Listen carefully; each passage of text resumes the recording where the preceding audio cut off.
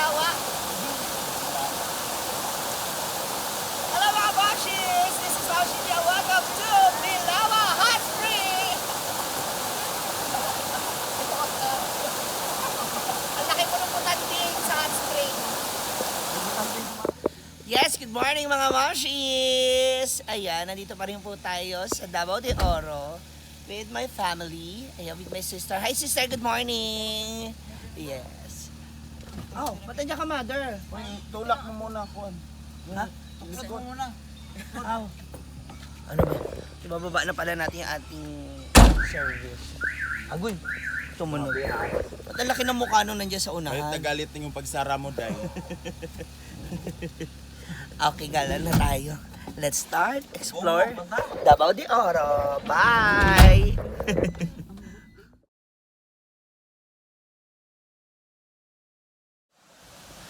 Ayan, so nandito na tayo sa loob ng ating resort. Kung saan makikita natin. Pagpasok, ayan agad oh. Welcome na welcome agad.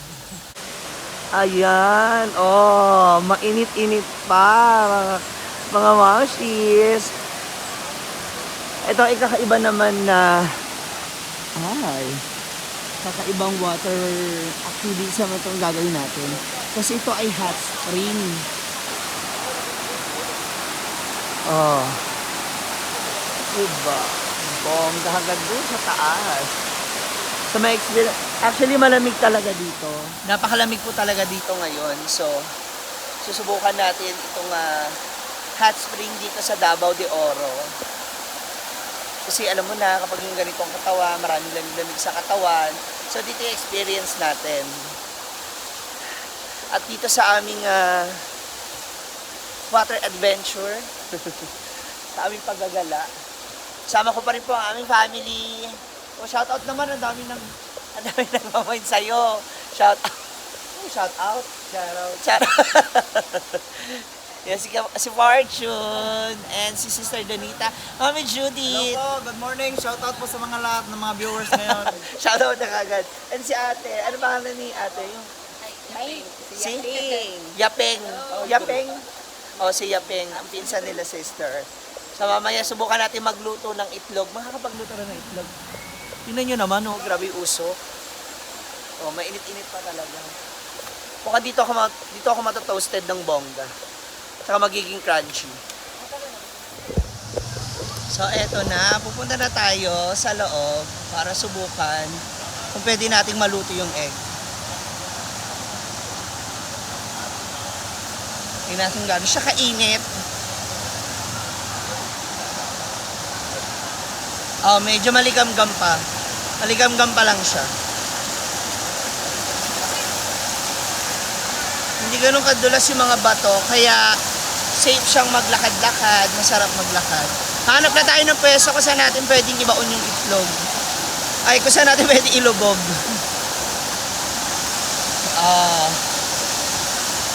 Nawala na yung panlalamig sa katawan ko. Pero magbababad tayo, syempre.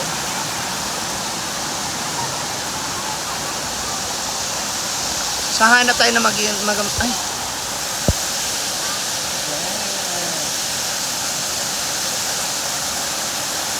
Kung saan pwede siyang maluto ng bongga. Kaya mga mamshi, samahan niyo na ako, day. Ito pwede. Medyo mainit-init na rito sa taas. Pero mas gusto kong ma-experience yung banda doon sa falls. Mga nakaganon na. Yan. Or doon. Kadali. Magbabasa. Ay, magbabasa na naman yung headband ko. Oh. Yung mga hamog ko. Yung sago.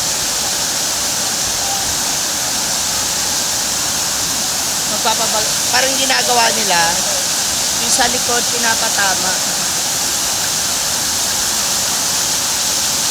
Kasi iwan ko muna yung egg dito sa baba. Sana na huwag siya maapakan.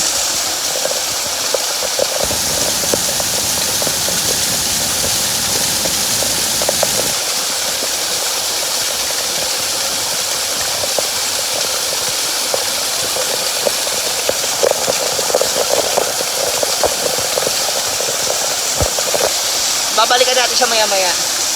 For the meantime, tayo ay magpapamassage sa mga tubig. Ang medyo mainit. Pero ano siya, tolerable naman. Aray! Ow! Ow! Ouch! Ah! Ah! Aray, ah. Meron din silang paniniwala rito na ang tubig na ito ay nakakagaling ng mga may sakit. Gawa raw po ng may sulfur. Ayan. So medyo masakit talaga yung aking katawan. Or siguro gawa na rin ng sobrang dami ng lamig sa katawan. Ayan. Papamassage tayo. Babantayan din natin yung ating itlog. Kaya na kinakabahan ako, baka mauna pa yung itlog ko na maluto kaysa sa itlog na binabad ko.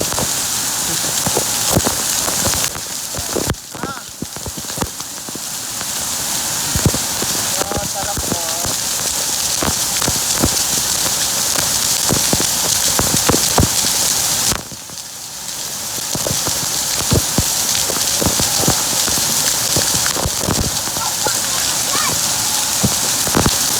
Masarap siya sa katawan actually. Oy! Mukhang mas mayami pa yata. Hindi ko nakikita.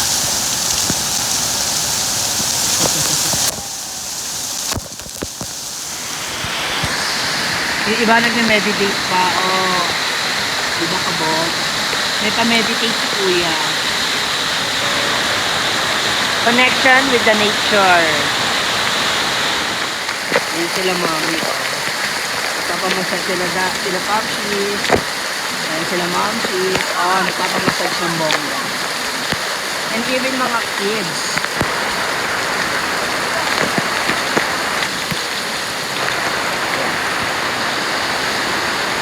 Etong tinatawag nilang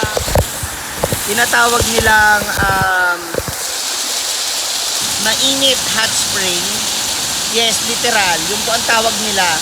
Mainit hot spring or dilawa. Dilawa po ano? Dilawa. Balawi. The Balawi hot spring. Meron sila mga limited location lang na hindi pwedeng akitin ng mga tao.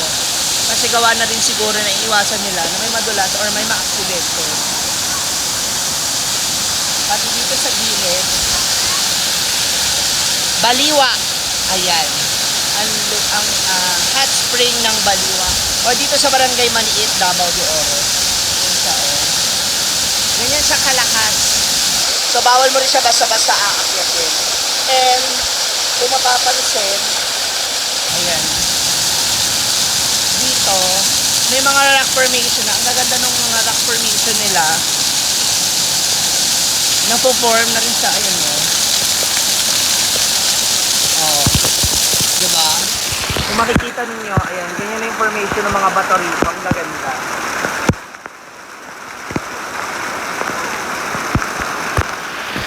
Unti-unti siyang napo-form mismo base sa tubig yung pagbagsak ng water. Magkakaroon siya ng hulma.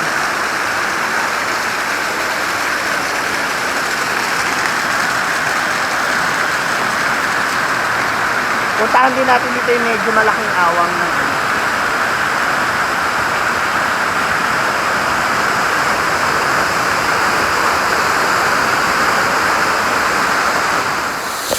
Okay guys, susubukan natin yung part na ito, yung malakas, yung malalaki para sa likod natin. So yung egg na dumpa. Oh! Kailangan ma-experience natin kung mga nakaraan puro ako dive, talon, ngayon naman magpapamassage ako sa ating tubig. Let's tayo. Wow! Aray. Sarap ng init, saka yung massage ng tubig. Ulit. Wow!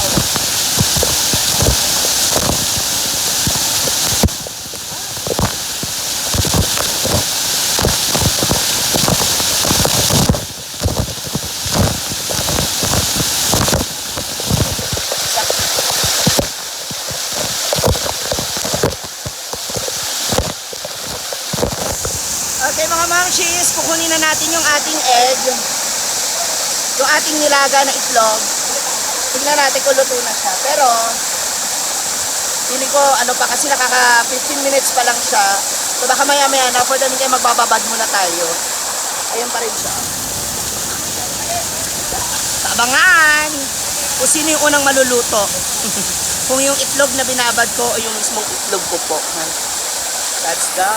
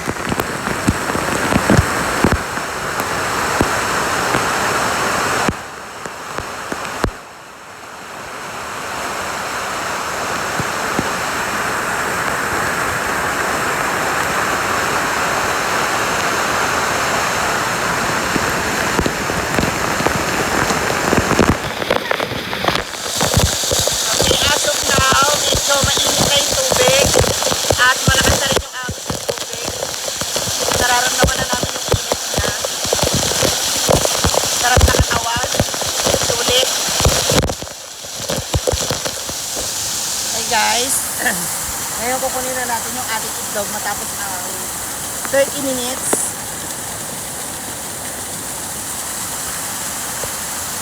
So samahan nyo akong balatan siya doon.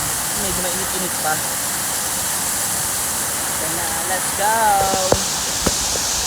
Para malaman natin kung ano siya, kung hilaw pa o naluto siya ng bongga. Wow!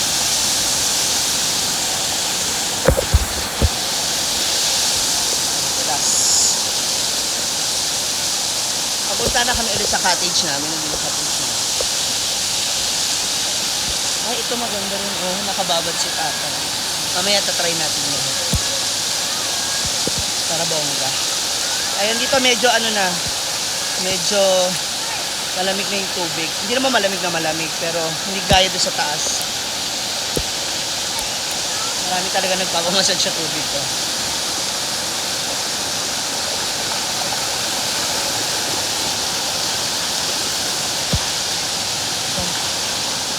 Na nga lang ako dadaan.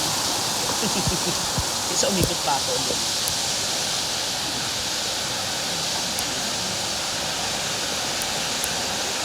Dito, pupunta tayo sa aming cottage para makita natin kalalabasan ng egg. Kung naluto o hindi. So, i-check natin ang itlog ni Ma'am Shi.